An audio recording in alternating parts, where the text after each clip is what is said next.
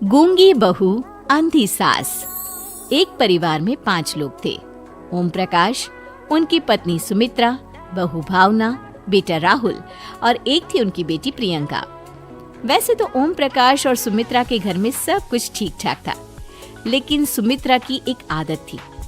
घर में कुछ भी गलत या सही हो तो वो किसी से कुछ नहीं कहती, और भावना स्वभाव की इतनी सीधी सादी थी कि अगर कोई उसके साथ गलत भी करता तो भी वो उसे कुछ नहीं कह पाती। इसी के चलते प्रियंका और राहुल घर में मनमानी चलाते रहते, क्योंकि घर को संभालने वाली औरतें इस तरह से रहती थी जैसे वो गूंगी और अंधी हो। माँ, मैं अपनी सहेलियों के साथ पिकनिक पर जा रही हूँ ठीक है बेटा, चली जाओ। और मुझे आने में रात हो जाएगी, देर से ही आऊंगी मैं। अच्छा, कोई बात नहीं बेटा। अरे भावना, तुमको एक बार में समझ में नहीं आता क्या? नाश्ते में फिर से पराठे बना के रख दिए। कितनी बार तुमसे कहा है कि मेरे लिए ढंग का नाश्ता बनाया करो। ठीक है जी, आगे से ध्यान रखूंगी। अरे ये बहू से किस तरह से बात कर रहे हो तुम राहुल? अरे तो और क्या करूं पापा, इसको कही बात एक बार में समझ में ही नहीं आती। सुमित्रा, तुम अपने बेटे को समझाती क्यों नहीं? बहू से बात करने का ये क्या तरीका है? अरे जिसकी जैसी मर्जी आए करो, मुझे क्या। भावना बेटा, तुम भी तो कभी कुछ कहा करो। इस तरह क्यों सबकी बातें सुनती रहती हो? कोई बात नहीं पापा जी, सब ठीक है। रात को काफी देर तक प्रियंका घर नहीं आती, और जब वापस लौट कर आती है तो एक लड़की के साथ बाइक पर बैठकर। सुमित्रा और भावना दोनों ही प्रियंका को लड़की के साथ देख लेते हैं। आज तो जोर से डांट पड़ने वाली है, लेकिन मैं डर क्यों रही हूँ? माँ तो सब कुछ देखकर भी अंधी बनी रहती है। और रही बात भाभी की, वो किसी को कुछ नहीं बताने वाली। कहने को भगवान ने आवाज दी है, लेकिन गूंगी है गूंगी। अरे प्रियंका बेटा, इतनी रात को कॉलेज से लौट कर आ रही हो? कहाँ गई थी तुम? पापा, वो सहेली के घर पर थी, पढ़ाई करने के लिए रुक गई थी। अच्छा, ठीक है, जाओ अपने कमरे में जाओ और सो जाओ। सुमित्रा ने अपनी बेटी को एक लड़की के साथ इतनी रात को आते देखकर भी उससे कुछ नहीं कहा, और भावना ने भी इस बारे में किसी से कोई बात नहीं की। कुछ दिनों के बाद मामा जी का फोन आया था। उन्होंने प्रियंका के लिए कोई रिश्ता ढूंढा है।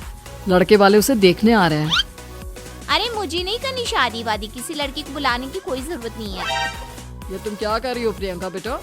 तुम्हारी शादी की उम्र हो चली है और तुम्हारे मामा जी ने बहुत अच्छा रिश्ता बताया है। पापा, अब जिद क्यों कर रहे हैं? और आप क्यों मेरी मर्जी के खिलाफ शादी कराना चाहते हैं? अरे माँ, इसको समझाइए ना। आपकी बेटी, आप तो बस चुपचाप सब कुछ होते हुए भी देखती रहती हैं। अरे तो क्या कहूँ, और मेरे कहने से क्या हो जाएगा? वैसे भी गलत क्या हो रहा है, सब कुछ सही तो है।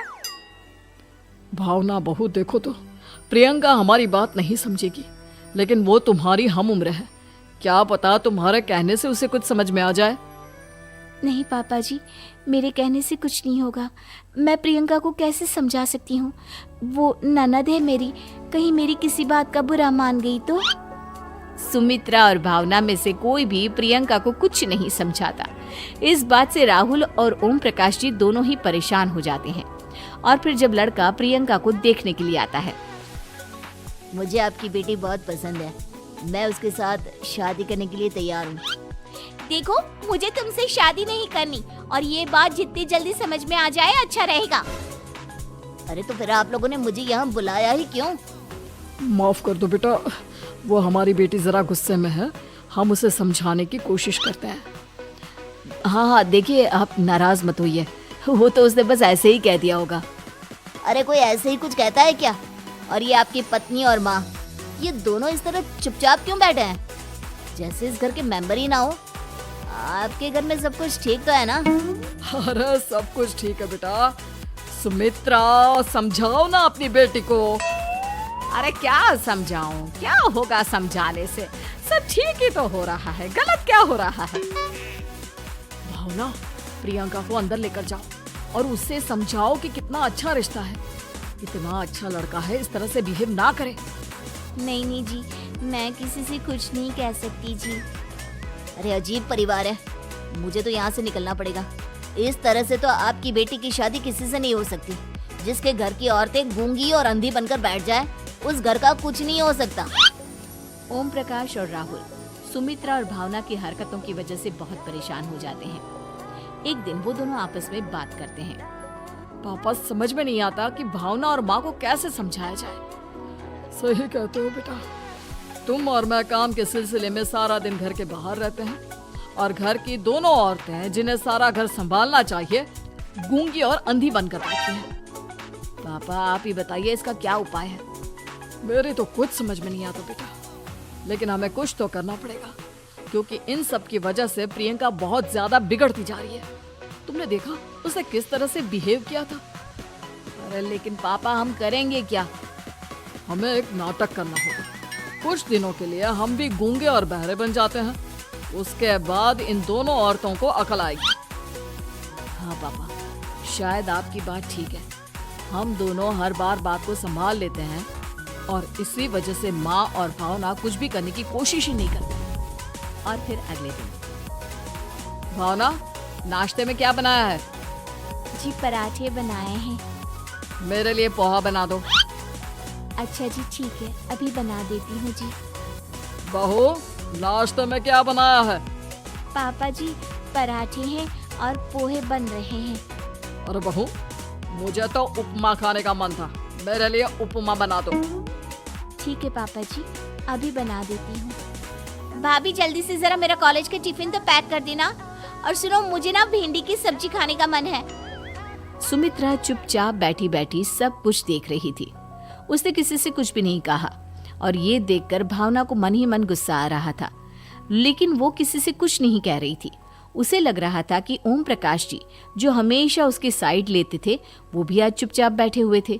शाम के वक्त प्रियंका अपने बहुत सारे दोस्तों को लेकर घर आती है और उधर दूसरी तरफ से राहुल भी अपने ऑफिस के दोस्तों को लेकर घर आ जाता है। प्रियंका अपने कमरे में तेज म्यूजिक चलाकर डांस करती है और राहुल अपने दोस्तों के साथ बैठकर जोर जोर से हंस रहा था। प्रियंका और राहुल मिलकर पूरे घर को अस्त व्यस्त कर देते हैं, लेकिन भावना उनसे कोई शिकायत नहीं करती और सुमित्रा जी भी चुपचाप बैठी रहती है। लेकिन भावना और सुमित्रा के अंदर का गुस्सा धीरे धीरे बढ़ रहा था। फिर रात को ओम प्रकाश और राहुल एक दूसरे से बातें करते हैं। पापा, हमने इतना कुछ किया फिर भी भावना कुछ बोलती ही नहीं और माँ भी कुछ गलत करने से किसी को रोकती ही नहीं। तुम चिंता मत करो बेटा, इन दोनों के अंदर का गुस्सा भर रहा है और बहुत जल्दी बाहर आने वाला है। अगले दिन, अरे बहू, ये कपड़े धुले हैं या गंदे हैं? पापा जी कपड़े तो मैंने धोकर ही आपकी अलमारी में रखे थे। मुझे तो साफ नहीं लग रहा, एक बार और धो देना। प्रियंका, मैं सोच रहा था कि तुम्हें उस लड़के से शादी नहीं करनी है ना, मत करो। एक काम करो, वैसे भी क्या रखा है शादी वादी में, तुम्हें जो लड़का पसंद है उसके साथ जाकर कोर्ट मैरिज कर लो। इस बार ओम प्रकाश और राहुल की बात सुनकर भावना और सुमित्रा के अंदर का गुस्सा जाग उठता है। मैं किसी से कुछ कहती नहीं जी, इसका मतलब ये है कि आप लोग मुझे परेशान करते ही रहेंगे। कल 4 बार मुझसे नाश्ता बनवाया, आज पापा जी मुझसे धुले हुए कपड़ों को बार बार धुलवा रहे हैं। अरे मैं इंसान हूँ जी, कोई मशीन नहीं हूँ। तुम दोनों ने मिलकर इस घर की कैसी हालत बना दी है और अपनी बहन को भागकर शादी करने के लिए कह रहे हो। तुम भाई हो या दुश्मन?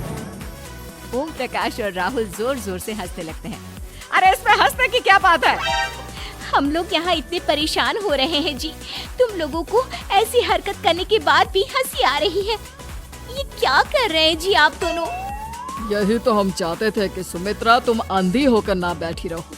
घर में कुछ भी गलत हो तो उसे रोकने की कोशिश करो। और भावना, तुम अपने साथ हो रहे गलत व्यवहार पर भी कभी मुंह नहीं खोलती। ये सही बात नहीं है।